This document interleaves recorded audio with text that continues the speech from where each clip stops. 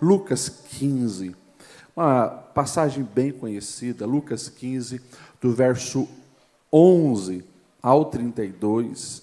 Eu creio que esse é um dos textos que eu mais prego na minha vida. Eu devo ter pregado uns 20 a 30 sermões desse texto, porque é maravilhoso, eu amo essa história contada por Jesus. E hoje nós vamos refletir sobre essa nova temática proposta para as quintas-feiras do mês de setembro. A vida vale mais. Está aqui essa arte, a vida vale mais. E aqui nós encontramos uma direção. Eu quero apenas introduzir o assunto, depois outros pastores também estarão falando, e eu tenho certeza que cada um de nós sairemos daqui abençoados, porque a palavra de Deus, ela tem esse poder de mudar e transformar a nossa mente, a nossa vida, influenciar as nossas escolhas para o caminho certo. E Lucas 15, do verso 11 e 32, a Bíblia diz assim: Jesus continuou. Um homem tinha 2 filhos. O mais novo disse ao pai: Pai, eu quero a minha parte da herança.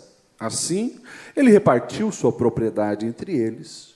E não muito tempo depois, o filho mais novo reuniu tudo o que tinha e foi para uma região distante. Lá desperdiçou seus bens vivendo irresponsavelmente.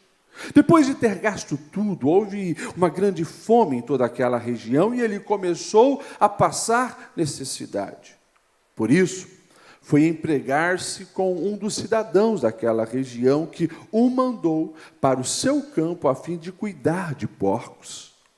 Ele desejava encher o estômago com as vagens de alfarrobeira que os porcos comiam, mas ninguém lhe dava nada. Verso 17. Caindo em si, ele disse: Quantos empregados do meu pai têm comida de sobra e eu aqui morrendo de fome? Eu me porei a caminho, eu voltarei para o meu pai, eu direi: Pai, pequei contra o céu e contra ti, não sou mais digno de ser chamado teu filho, trata-me como um dos teus empregados. A seguir, levantou-se e foi para o seu pai. Estando ainda longe, o seu pai o viu, e cheio de compaixão, correu para o seu filho, e o abraçou e o beijou. O filho disse: Pai, eu pequei contra o céu, contra ti, não sou mais digno de ser chamado teu filho. Mas o pai disse aos seus servos: Depressa, tragam a melhor roupa e vistam nele, coloquem um anel no seu dedo e calçado nos seus pés, tragam um novilho gordo, cevado, e matem-no. Vamos fazer uma festa e comemorar, pois esse meu filho estava morto e voltou à vida, estava perdido e foi achado. E começaram a festejar. Enquanto isso, o filho mais velho estava no campo. Quando se aproximou da casa, ouviu a música e a dança, então chamou um dos servos e perguntou-lhe o que estava acontecendo. E ele respondeu: O seu irmão voltou, e seu pai matou um novilho gordo, porque o recebeu de volta são e salvo. O filho mais velho encheu-se de ira e não quis entrar. Então o seu pai saiu e insistiu com ele, mas ele respondeu ao pai: Olha, todos esses anos eu tenho trabalhado como escravo ao teu serviço e nunca desobedeci às tuas ordens.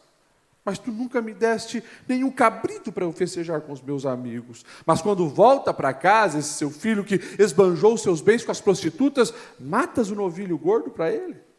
Disse o pai: Meu filho, você sempre está comigo. Tudo que eu tenho é seu. Mas nós tínhamos que comemorar e nos alegrar, porque o teu irmão estava morto, voltou à vida, estava perdido e foi achado. Amém. Que texto lindo, que história maravilhosa, para nós falarmos que a vida vale mais. E deixa eu iniciar perguntando para você: quanto vale uma vida? Quanto vale uma vida? Ao olharmos para a nossa sociedade, parece que cada dia mais a gente se assusta com o valor da vida. Esse ano, Um dos casos absurdos, uma mãe trocou a sua filha por algumas pedras de crack. A vida da filha, para ela, valia algumas pedras de crack. Algum tempo atrás, um adolescente matou o próprio amigo para ficar com o tênis dele. Para o amigo, aquela vida valia um par de tênis. Pergunta para quem está do seu lado: quanto vale a sua vida? Pergunta: quanto vale a sua vida?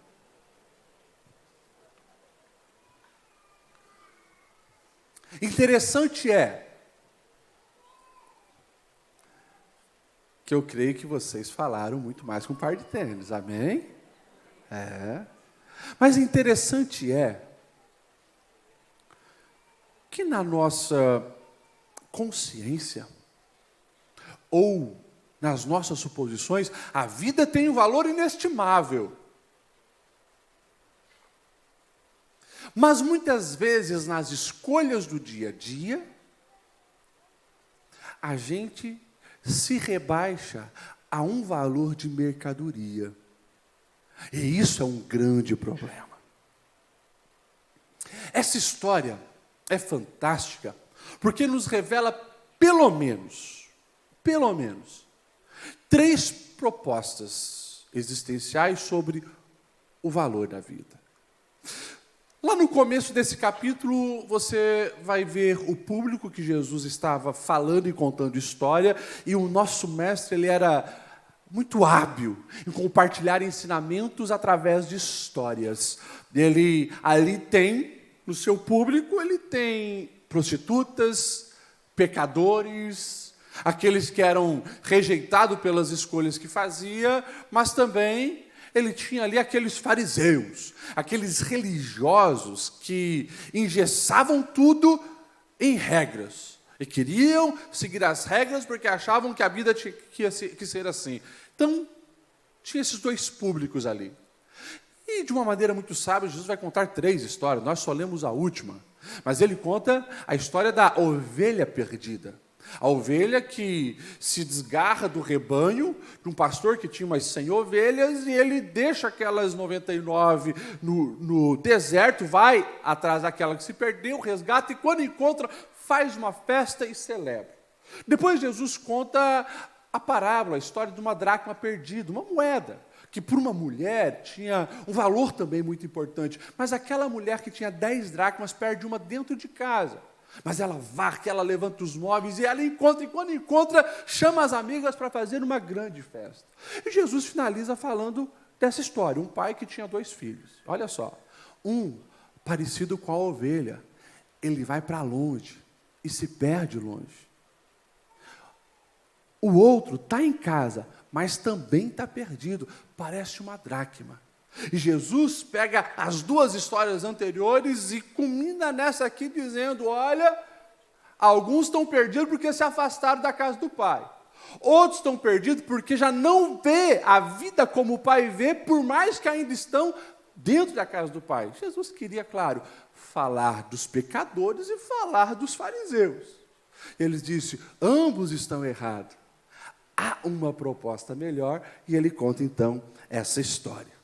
E a história que Jesus vai contar é muito simples, apesar que já começa com informações assustadoras, porque diz que o filho mais novo, com ousadia, com coragem, com desrespeito, com confusão de mente, esse jovem vai chegar para o pai e fazer algo que, para nós do Ocidente, é absurdo. Você imagine numa mentalidade do Oriente de 2000 anos atrás, pedir herança com o pai vivo.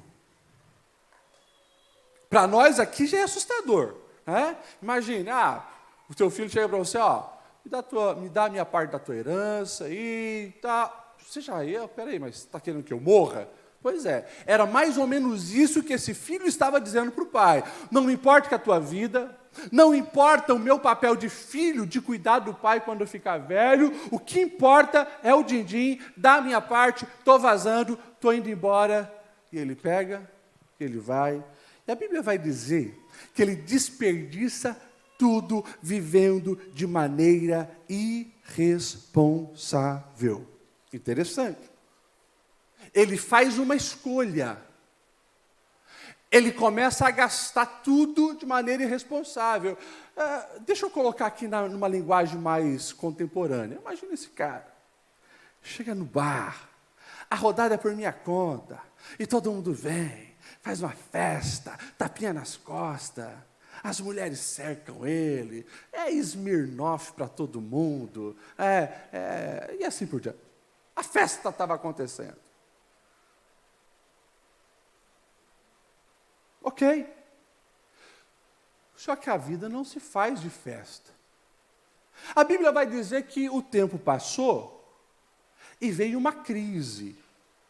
Quando a crise chegou, esse jovem já tinha desperdiçado tudo. Então a Bíblia não fala, eu imagino, ele vai atrás dos amigos do bar. E aí? Se lembra de mim? Paguei aquelas rodadas todas. Não te conheço. Mas se lembra? Não sei quem você é. Todos fecharam a porta e esse jovem, para sobreviver, a Bíblia vai nos dizer nessa história contada por Jesus que ele teve que cuidar de porco, que para o povo judeu, você sabe que isso é o mais baixo nível de um trabalho, é lidar com os porcos. Interessante, porque a Bíblia revela algumas coisas para nós que precisamos estar atentos para pegar. Primeiro, presta atenção nisso. Ninguém sai de casa querendo se envolver com porco. Ele fez as escolhas dele achando que estava arrebentando. Estou tomando decisões certas. Agora eu vou encontrar valor para a minha vida. Só que ao sair da visão do pai, ele descobriu que no mundo a vida vale o que você tem. E depois que você não tem, você também perdeu o seu valor. E aquele que achava que estava fazendo as escolhas mais importantes e sábias da sua vida, agora se sentia não apenas desvalorizado, mas estava vivendo, literalmente, e aí surge essa expressão que nós usamos até hoje no português, uma porcaria de vida no meio dos porcos. A Bíblia está nos dizendo, cuidado, porque lá fora, eles vão te valorizar pelo que você tem, e quando você já não tem nada, você é desprezado. A Bíblia está nos alertando, dizendo, jamais construa uma vida de valor supérfluo. E na nossa geração do aparentar, onde a galera gosta de viver de aparência, onde você aluga roupas não mais para usar, mas para fazer fotos de redes sociais, onde você se hospeda em hotéis não para dormir uma diária, mas por alguns minutos fazer foto do lado da piscina, no restaurante, só para postar nas redes sociais.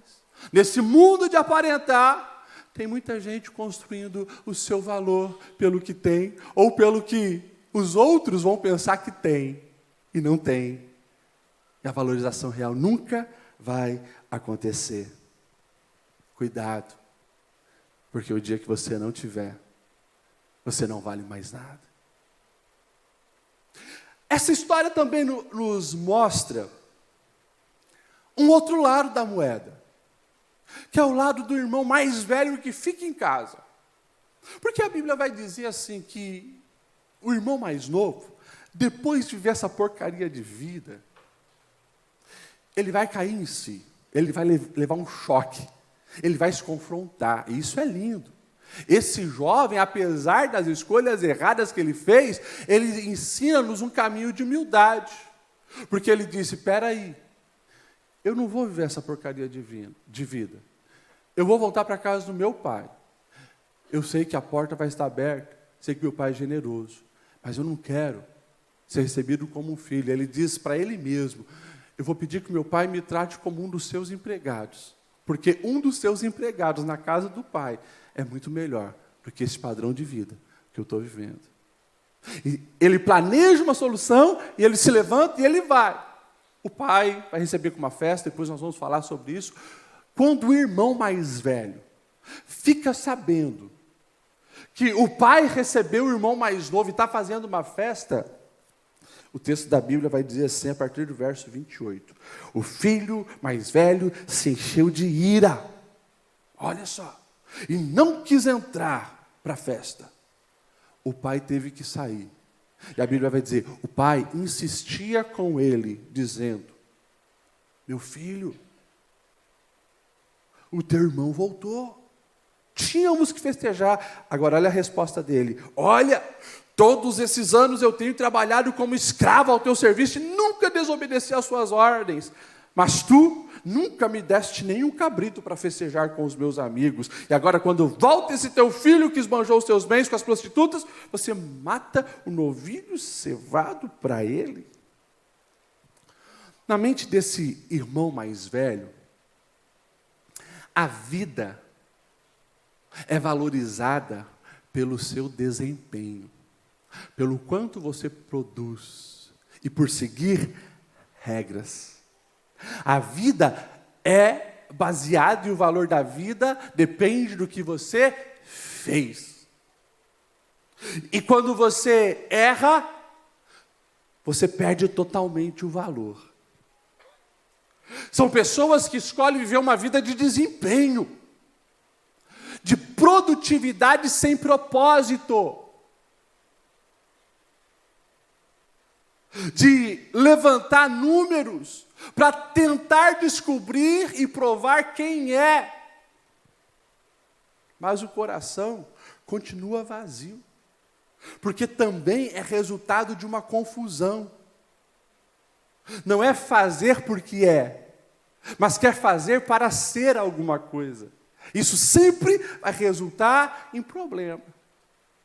Que também é uma proposta muito comum, que nós recebemos todos hoje. Se você fizer, você alcançar tal meta, se você tiver tal diploma na parede, então você vai ser alguém e vai receber algum valor. Só que esse foco está tão errado e gera tanta confusão, porque ele também já nem conseguia mais se ver como filho. A fala para o pai é, eu tenho trabalhado todos esses anos para ti, como um escravo. Escravo que não traz a felicidade real e não vive, não desfruta do amor do pai e da alegria do pai. E claro, se você vai basear o seu valor numa aparente perfeição, uma hora a máscara cai. Uma hora você que não é o super-homem, não é perfeito, vai falhar. E quando isso acontece, você perde o seu valor.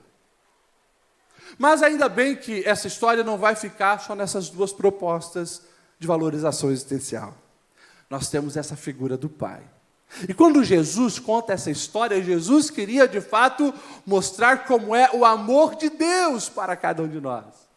Por isso a maioria dos teólogos nem gosta de chamar como essa parábola do filho pródigo, mas a parábola do pai amoroso. Porque aqui nós temos um pai que de fato conhece o real valor do filho.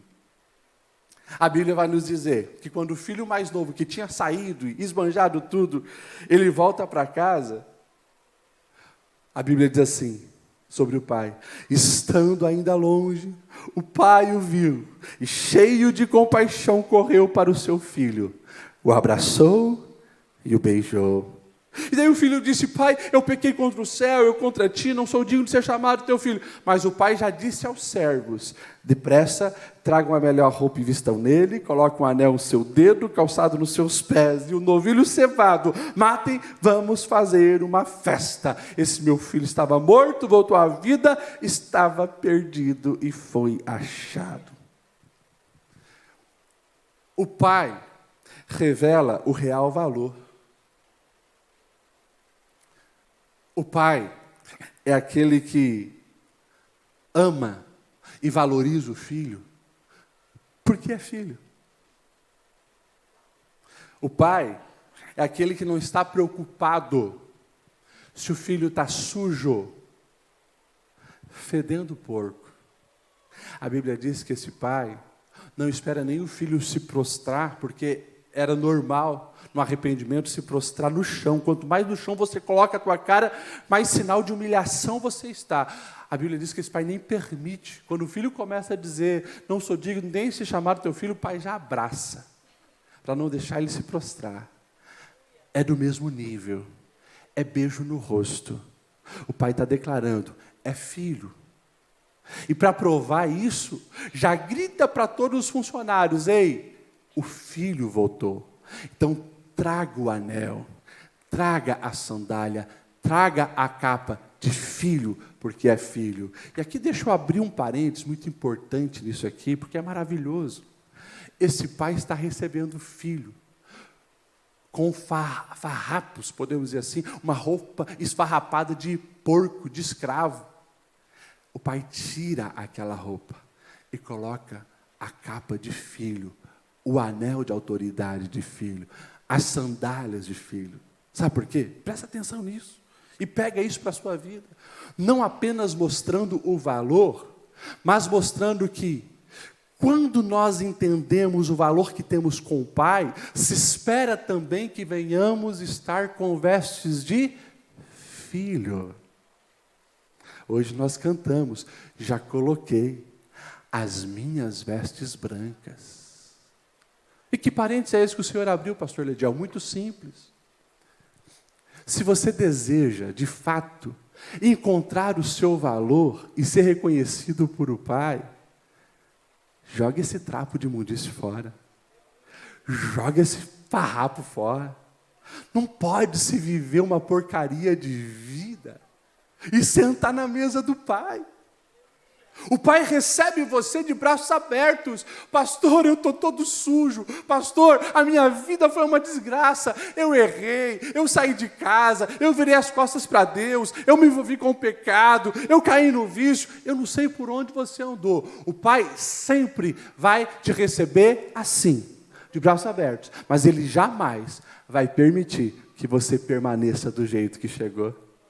Ele vai te purificar e te dar roupa nova, porque você é filho e filho amado. Se você me entende, diga amém. Glória a Deus. O que aquele filho trouxe de volta da herança, pastor? Nada. Ele desperdiçou, a Bíblia vai dizer de uma maneira bem clara, ele desperdiçou tudo o que ele tinha de maneira irresponsável. Mas para o pai, não importava as moedas de ouro que ele levou. Para o pai, também não importava o trabalho que ele deixou de fazer ali na fazenda. Para o pai, importava a vida dele, porque é filho. Que nós possamos nos enxergar todos os dias pela ótica do Pai. Porque aí nós vamos encontrar o nosso real valor. Escute isso que eu estou tentando deixar de uma maneira bem clara para você. É somente com o Pai que nós descobrimos o nosso real valor e a nossa identidade é restaurada. O filho que voltou dizendo, me faço escravo, agora está recebendo de novo toda a dignidade do filho. E o filho mais velho, que apesar de estar dentro de casa, seguindo regrinhas, ele não se via como filho, o pai de novo tem que sair e abrir a visão dele, resgate da identidade. É filho, filho amado. O pai diz assim: meu filho, tudo o que eu tenho já é seu. Pastor Lediel, o que você quer ensinar para a gente sobre isso?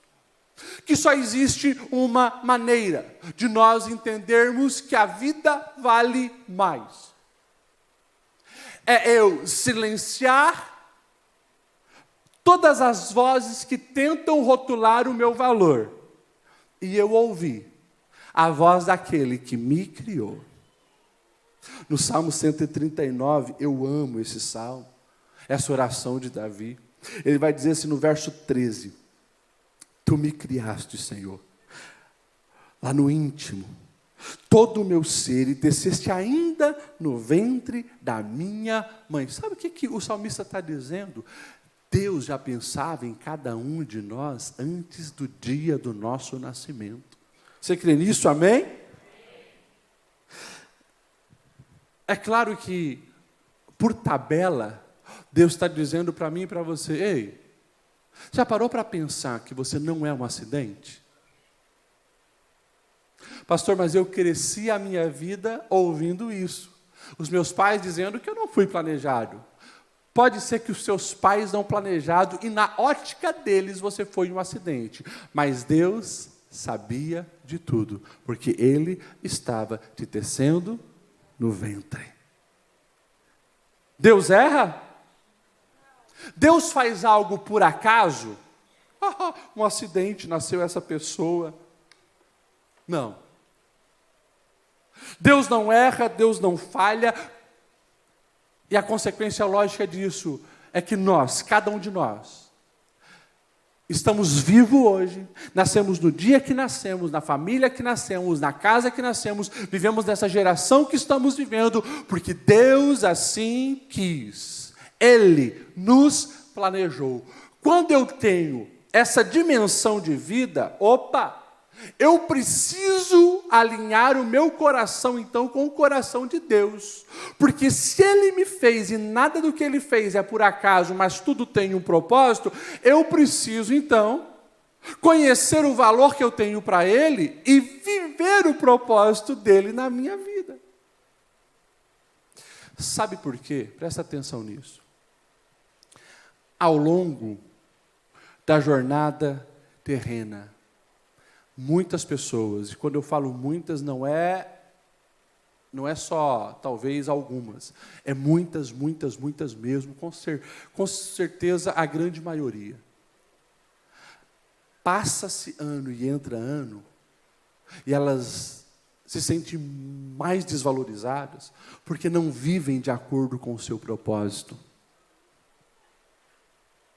Ei, e é por isso que agora no Setembro Amarelo também nós vamos estar falando A Vida Vale Mais, não apenas para despertar a atenção a respeito do suicídio, que é a proposta do mês Setembro Amarelo, mas para que cada um de nós, até mesmo quem nunca pensou no suicídio, possa no espelho, e no espelho da palavra principalmente, você fazer uma análise da sua vida. Porque, presta atenção, a pessoa que flerta com o suicídio, ela não está querendo acabar com a sua vida, ela está querendo acabar com a sua dor. E como ela não consegue acabar com a sua dor, então ela acha que o fim da vida é a única solução, quando não é. Só que ninguém chega nesse nível, presta atenção nisso, ninguém chega nesse nível da noite para o dia. É passos que se dá. Alguém que flerta com o suicídio é alguém que também viveu uma porcaria de vida. Mas diferente do jovem que entendeu isso e voltou para casa, essa pessoa decidiu se atolar mais nas propostas fora da casa do pai. É chocante isso. E eu volto a repetir aquela frase que eu falei lá no começo: ninguém sai de casa buscando uma porcaria de vida. às vezes sai com razão, achando que sabe viver a vida. Eu sei administrar esse recurso, eu sei escolher os meus amigos, só que a vida vai batendo. Ei, é por isso que tudo aquilo que tem valor, você não trata de qualquer jeito. E é por isso que Deus não nos trata de qualquer jeito. E é por isso que Ele colocou instruções e leis para nós seguirmos, para que o nosso valor seja preservado. Só que daí tem uma outra voz dizendo, isso aqui é muito quadrado, né, cara? Pô, olha só, esse livro aqui que tão antigo, os textos mais recentes, tem 2000 anos atrás, está dizendo ainda que o sexo é uma expressão de amor dentro do casamento? Palhaçada! Vamos curtir a vida aí! Pegar todos e todas! E alguém ouve essa voz e diz, tá bom, é isso mesmo. E se entrega aqui, se entrega ali, se entrega lá. Daqui a pouco, sexo virou apenas prazer corporal. Não tem mais expressão de amor. A pessoa começa a se sentir suja, desvalorizada. A vida começa a perder o sentido. E muitos, como eu falei, em vez de voltar para a casa do Pai, vão se atolando cada vez mais na promiscuidade. Isso tem assolado mais de 60% dos nossos jovens hoje. Uma outra voz diz, peraí. Cara, esse livro antigo aqui está dizendo, que não pode dar uma curtida, uma cachaçinha. Um livro disso para não se embriagar, que palhaçada é isso? Vamos embriagar, vamos curtir a vida, vamos encher a cara, vamos fumar uns baseados, vamos cheirar uns pó. E vai. É uma carreirinha hoje, 2 da manhã. Uma tacinha hoje, 4 da manhã. Quando vê, os vícios prenderam, enjaularam. Tristeza, amargura, rancor, vida sem sentido. Eu volto a repetir, ninguém é perfeito, erros todos cometem, mas em vez de voltar para a casa do Pai, se atola cada vez mais. E a vida perde o sentido. De novo, pega as estatísticas, só aumenta os índices. Na nossa cidade, a capital da cerveja. Uma festa tão linda. É linda quando vemos desfiles na Oktober, mas quem circula pelos pavilhões da Proeb sabe a quantidade de coma alcoólico que existe. Está aí. Escancarado para a gente ver a olho nu. E o coração vazio? O valor lá embaixo. E eu lembro, tudo começa com um passinho fora da casa do Pai. De uma maneira muito clara. Nós precisamos entender algo. O Criador já está falando o nosso valor. E o nosso valor é tão alto, tão alto, tão alto, que Ele enviou o seu Filho Jesus para morrer na cruz e nos restaurar novamente a casa do Pai. Ali é o nosso lugar. Quando você entende isso, podem falar o que quiser, podem propor o que quiser, podem escrever o que quiser a teu respeito. Você sabe, você é filho e filho amado. E se o Pai já declarou o seu valor, você vai se ocupar em desfrutar desse valor todos os dias, cumprindo o seu propósito nessa vida e frutificando. E assim, todos os dias, a vida vai valendo mais.